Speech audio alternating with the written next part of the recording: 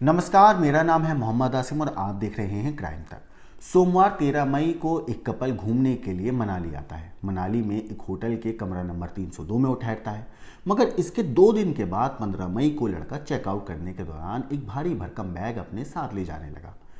Hotel वालों को संदेह हुआ तो होटल स्टाफ ने उससे इस बारे में पूछा और उसके बाद इस पूरे मामले में पुलिस को उन्होंने जानकारी दी। इतने में पकड़े जाने की भनक लगते ही आरोपी बैग में लाश छोड़कर वहां से भाग निकलता है। शाहपुरा की शीतल कौशल की हत्या का खुलासा तब हुआ जब उसका दोस्त विनोद ठाकुर होटल से चेकआउट करने लगा।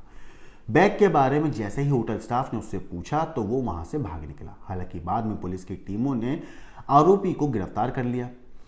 इस मामले पर पुलिस का कहना है कि वो सभी तथ्यों पर ध्यान में रखकर आरोपी युवक से पूछताछ कर रही है। शाहपुरा निवासी शीतल, जिसकी उम्र 23 साल है, वो अपने माँ बाप के साथ रहती थी।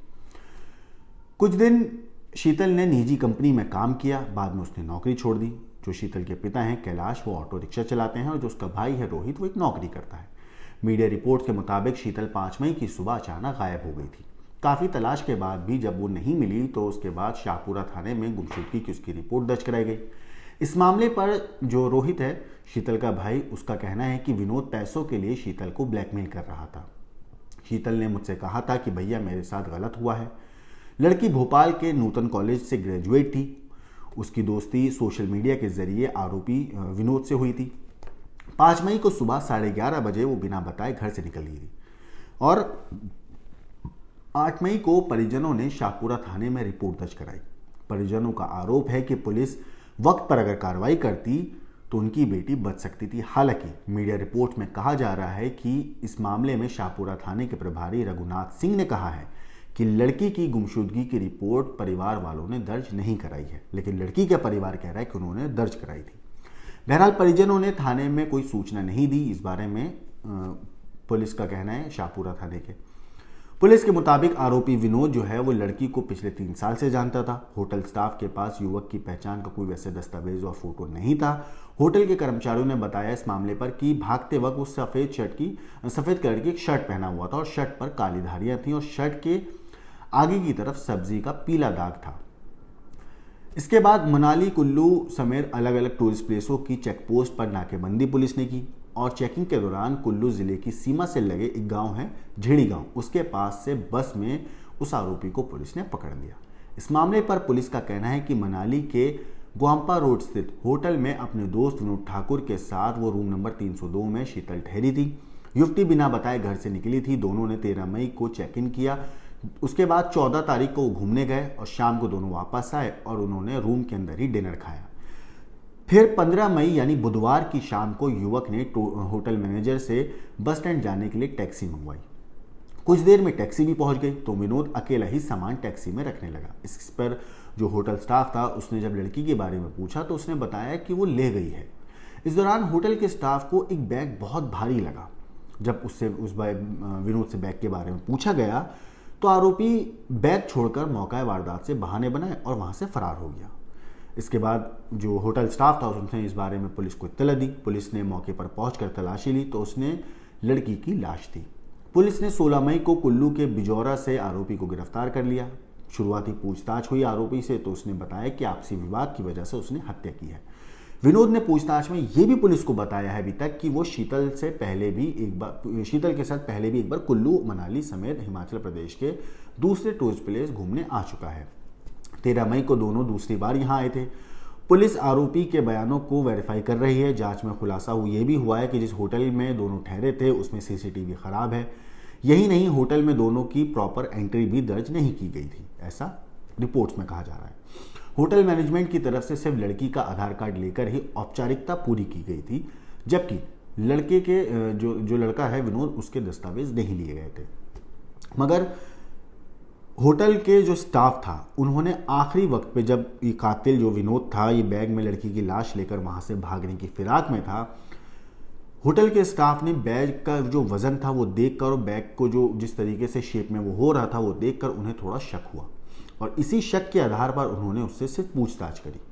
लेकिन उसको लगा विनोद को क्यों पकड़ा जाएगा, जिसके बाद उसने वहां से भागना ही बेहतर समझा और उसने वहां से जैसे ही भागा, उन्होंने इस बात की कंफर्मेशन हो गई, उन्हें कंफर्म हो गया कि दाल में कुछ काला है। जिसके बाद उन्होंने पुलिस को इस मामले में इत्तला दी। पुलिस मौके पर पहुंची और उसके बाद इस पूरी हत्याकांड का खुलासा हुआ।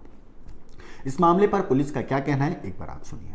कल जो 15 तारीख था, तो पुलिस के जो हमारे मनाली थाने में एक इन्फॉर्मेशन आया जिसमें हमें बताया गया एक केडीज विला, केडीज लॉज बोल के एक होटल है, तो वहाँ पर एक कपल ठहरे हुए थे। तो उसमें से हमें ये इन्फॉर्मेशन आया कि एक लड़के ने एक सस्पिशियस सा बैग एक टैक्सी में रख के वो वहाँ से भाग गया।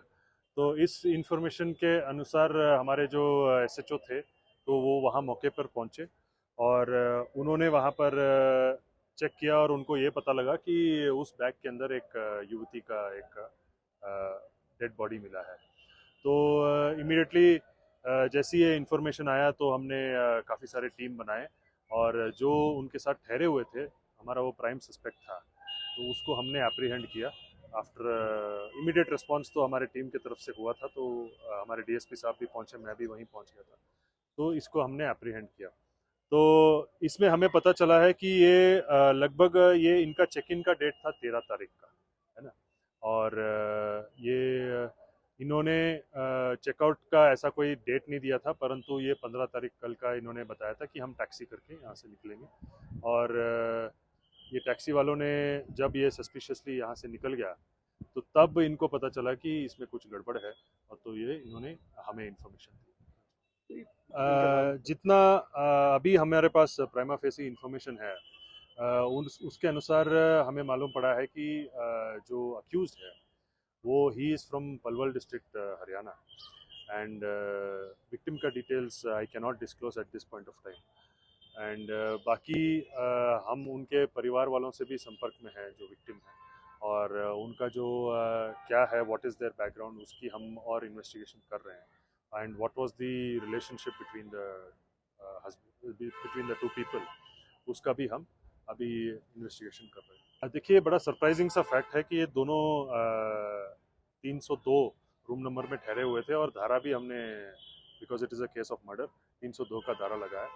एंड बाकी इसका इन्वेस्टिगेशन अभी चला हुआ है। सब कुछ पता लगा। देखिए, ये मोटिव के बारे में it is matter of investigation, अभी मैं ये डिस्क्लोज कर नहीं पाऊँगा।